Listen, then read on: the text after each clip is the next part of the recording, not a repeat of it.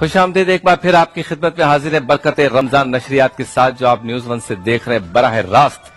अब चलते हैं उस सेगमेंट की जाने जिसमें होते हैं हमारे साथ हकीम शाह नजीर। वो हमें बीमारियों से बचाव के लिए एहतियात बताते हैं, एहतियाती तदाबीर बताते हैं। साथ साथ अगर बदकिस्मती से कोई बीमारी लग जाए तो उसके लिए हमें नुस्खा भी बताते हैं, हर्बल तरीका इलाज। सेगमेंट का नाम है एहतियात लाजिम है।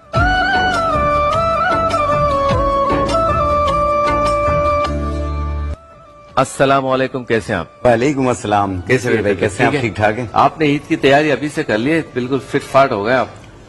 तकरीबन ईद की तैयारी तो थोड़ी थोड़ी करते रहे, लेकिन इस साल मजा नहीं है। मजा नहीं। एक तो इतने सानहात गुजरे हैं और कल का जो सानिया है वो तो हम भूल ही नहीं सक रहे हैं और ऐसा टूट गया, दिल टूट। क्या करें, सारे यही कह रहे हैं। अच्छा, महंगाई भी है, बेरोजगारी, मार्केटें खुली बंद, गुर्बत, राशन नहीं है, अफलास, कोरोना, छुट्टियां, स्कूल बंद। इतनी उदासियों में ईद कैसे मनाते हैं? कैसे मना चलाएंगे? फिर भी अल्हम्दुलिल्लाह, अल्लाह का लाख लाख शुक्र है। अल्लाह पाक हमारे मुल्क पे करम करे और तमाम मुसलमानों पे करम करे और जहाँ पे हम लोग तकलीफ में है मुसलमान, अल्लाह पाक उसे दूर करे। क्या बात है। तो हकीम शाह नजीर आज हमारे साथ हैं और ये जो एड़ियां हैं, एड़ियां पाँव की, मैं दिखा नहीं सकता वरना मुझे ये ऊपर चलना पड़ेगा। एड़ियां पाँव की ये फट जाती हैं। जी बिल्कुल। इनको किस तरह से पहले तो बताएंगे कि फटने से बचाना कैसे है, और अगर फट जाएं तो इन्हें सीना कहेंगे क्या, इसको क्यों कैसे करेंगे, ठीक कैसे करेंगे? फटने का मतलब ये क्रैक्स पड़ जाते हैं, तो सीने का मतलब है कि कोई ऐसी चीज लगेगी जिससे दोबारा लेवल हो जाएंगे। ठीक है जी, कैसे? और इंशाल्लाह ताला एक ऐसा नुस्खा बता रहा हूँ, ये अक्सर लोगों को जब वो ज्यादातर पानी में काम करते हैं या खवातीन होती हैं जिसमें सर्फ का पानी हो या कोई ऐसा हो कि जिससे वो एलर्जी होती है, उनकी एड़ियां फट जाती हैं। खासतौर पर सर्दियों में बाज लोगों को इतनी होती है, उसमें दर्द भी होती है, फिर उसके बाद उसमें से खून आ रहा होता है, वो बेचारे उसको कुरच रहे होते हैं, तो बहुत तकलीफ से गुजरते हैं। और ये ड्राइनेस भी होती है, खुश्की भी बहुत ज्यादा होती है इसमें, तो एड़ियां फट जाती हैं। उसको ठीक करने के लिए एक बहुत ही नायाब नुस्खा बता रहा हूं, आप घर पे बना के रखें।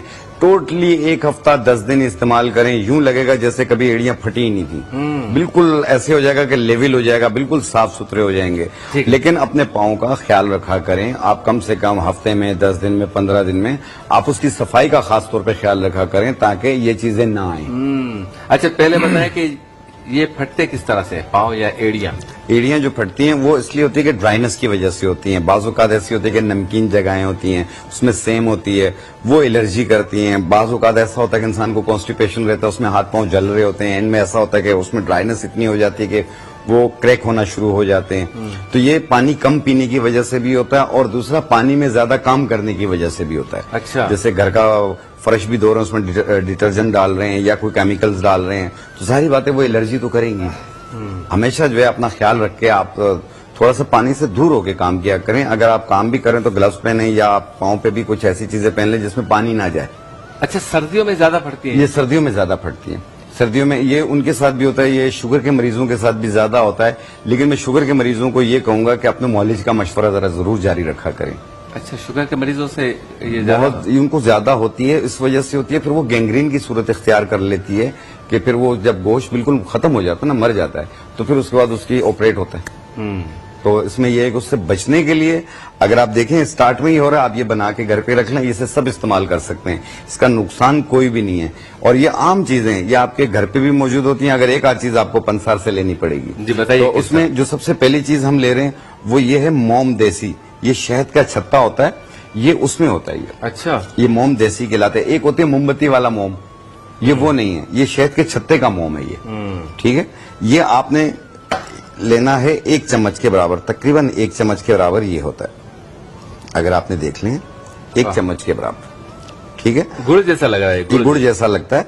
और दूसरी चीज है ये है गंधक आंवला सार। ये पत्थर होता है गंधक आंवला सार। एक गंधक डंडा होता है, गंधक की 3-4 किस्में आती हैं, लेकिन आपने लेना है गंधक आंवला सार। ये इसका पाउडर है, ये भी आपने लेना है 1 चम्मच। गंधक आंवला सार, गंधक आंवला सार और मोम देसी। आप इसमें डालेंगे ये जैतून का तेल, जैतून का तेल तकरीबन 1 चम्मच। जैतून का तेल, जैतून का तेल। ये है पेट्रोलियम जेली, आपको किसी भी फॉर्म में मिले, क्रीम की फॉर्म में मिले या वैसलीन की फॉर्म में मिले, आप ले सकते हैं। ये आपने डालना है 1 चम्मच। ठीक हो गया। इस तरीके से आपकी ये तैयार हो गई। ये बिल्कुल क्रीम की शक्ल में बनेगा। आप इसे बना के रख लें, और अगर जिस्म में कहीं खारिश वगैरह, एलर्जी वगैरह महसूस होती हो, ये उस पर भी लगा सकते हैं आप। ये ड्राइनेस को खत्म करती है, और ये जितने भी जख्म बन रहे होते हैं, एड़ियां फट रही होती हैं, ये आप उस पर लेप करके सॉक्स पहन के रात को सो जाएं, सुबह धो लें। रोजाना रात को इस तरह करना है, और ये आप देखिएगा पहले दिन कितना फर्क होता है, दूसरे दिन कितना फर्क होता है, तीसरे दिन कितना फर्क होता है, और तकरीबन 10-12 दिन के अंदर मुकम्मल साफ हो जाता है। बाज़ औक़ात बहुत ज्यादा होती हैं, ये क्रैक्स वगैरह बहुत ही ज्यादा हों तो ये 15 दिन ले लेती है, लेकिन बिल्कुल क्योर हो जाता है इससे। आप इसे घर पे बना के रख लें। ये सर्दी गर्मी सब में आप इसे इस्तेमाल कर सकते हैं। हर पंसार स्टोर पे मिल जाती है। अच्छा, वैसे गर्मियों में अगर ज्यादा ना फटती हो लेकिन हल्के हल्के क्रैक्स आते हो तो भी ये लगा लें? बिल्कुल लगा लें। देखें, ये देखें, ये अप्लाई हो रहा है इस तरीके से। इस तरह से आपने लगा के छोड़ देना है, छोड़ देना है, और सुबह के टाइम पे इसे धो लेना है। ठीक है। और बाज लोगों को ड्राइनेस बहुत ज्यादा होती है ना, कि सर्दियों में या किसी भी मौसम में ड्राई स्किन होती है, तो वो हाथ पैर खुश्क हो रहे होते हैं, तो ये उसके लिए भी बहुत ज्यादा बेहतर है। ठीक है, ब्रेकिंग न्यूज है तो चलते हैं ब्रेक पर, देखते हैं क्या ब्रेकिंग न्यूज है। इसके बाद होती है आपसे दोबारा बुला।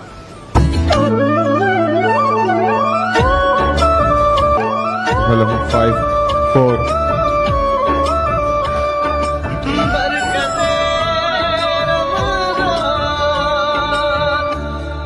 खुश आमदेद। चलते हैं फिर हमारे हकीम शान नजीर की जानिब। सर में खुश्की हो रही होती है, और ऐसे परत से निकलती है खुश्की की, और इचिंग खारिश महसूस होती है, और जब अगर कोई बाल निकलता भी है तो उसकी जड़ पे भी खुश्की लगी हुई आती है, यानी इतनी हुई होती है। तो खुश्की को आप 15 मिनट के अंदर 50% से ज्यादा खत्म कर सकते हैं, और वो भी एक ही चीज से, वो ये है कमेला। आपने लेना है सरसों का तेल, जो मैंने इसमें डाला, थोड़ा सा कमेला मैंने पहले ही डाल दिया था, जो हम ब्रेक पे चले गए थे। ठीक है। तो 1 चम्मच जो है इस तरह आप डाल के आप इसे मिक्स कर लें, और इसका पेस्ट सा बन जाएगा मैरून कलर का। जी हाँ। Dark maroon. ये देखें, ये इस तरीके से ये पेस्ट बन गया। आप इसे सर के ऊपर लेप कर लें, और 15 मिनट के बाद आप सर धो लें। आप देखिएगा 50% से ज्यादा खुश्की खत्म होगी उस वाह वक्त। वाह। और इसे एक दिन छोड़ के भी कर सकते हैं, और डेली भी कर सकते हैं। और जब देख लें कि बिल्कुल खुश्की खत्म हो गई, आप इसे छोड़ दीजिए। ये है आपके सर की खुश्की को खत्म करने के लिए। अगर आपके बाल बहुत ज्यादा गिर रहे हैं, बाल पतले हो रहे हो, बाल बढ़ नहीं रहे हो, और सर खाली खाली लग रहा हो, गंजपन आ रहा हो, एक विरासत से गंजपन होती है, एक आमतौर पे गंजपन होती है। बाल 2 मुंह हो रहे होते हैं, अक्सर लोगों के बाल व्हाइट हो रहे होते हैं, आईब्रोज भी व्हाइट हो रही होती हैं, और आईब्रोज भी कम हो रही होती हैं।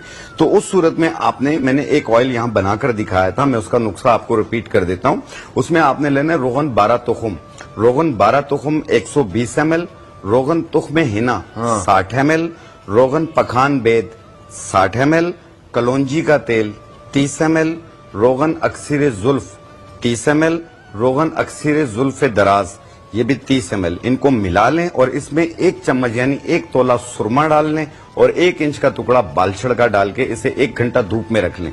उसके बाद आप उतार के छान के बोतल में भर लें। जब भी तेल की जरूरत हो उससे बालों की जड़ों में लगाएं, रात को लगा लें, सुबह धो लें। 1 दिन छोड़ के करना है। पहली वीक में बाल गिरना बंद होंगे, उसके बाद बाल घने होना और बढ़ने शुरू होंगे। जैसे बाल पतले हैं, मोटे होना शुरू होंगे। इसे आईब्रोज पे भी लगा सकते हैं। ये बालों को व्हाइट होने से भी रोकेगी। हाँ, ये इस्तेमाल किए जा रहे हैं माशाल्लाह, इंशाल्लाह। और ये बहुत अच्छा रिजल्ट है। आप इसे कुछ अरसा यूज करके आपकी खुद कॉल आएगी शब्बीर भाई के पास कि आपको कितना फायदा होगा। क्या बात है, बहुत शुक्रिया। हकीम शाह नजीर हमारे साथ है। टेलीफोन नंबर इनकी आपके स्क्रीन पर है। बात कीजिए, फोन कीजिए, मशवरा लीजिए, लेकिन जब बात करें तो हाथ में कलम और कागज जरूर होना चाहिए, वरना बात नहीं हो पाएगी। लेकिन आप फोन कर सकते हैं फिर भी इंशाल्लाह अच्छे तरीके से जवाब देंगे। वक्त हुआ है मुख्तसर से ब्रेक पर जाने का, लेकिन ब्रेक पर जाने से पहले तारुफ करवाऊंगा हमारे सैयद मोहम्मद अली शाह साहब जो है। हकीम साहब, ये जामिया अनवारुल कुरान, नूरुल कुरान चलाते हैं, और सैयदा कायनात के नाम से भी इदारा चलाते हैं। जामिया सैयदा कायनात तालिबात का, जामिया सैयदा कायनात, जो बच्चियों के लिए है। तो दुआ करें अल्लाह ताला इनके मदद से इनके ताल्लुम में भी बरकत अता फरमाए। चलते हैं ब्रेक की जाने, ब्रेक के बाद होती है आपसे दोबारा वाला।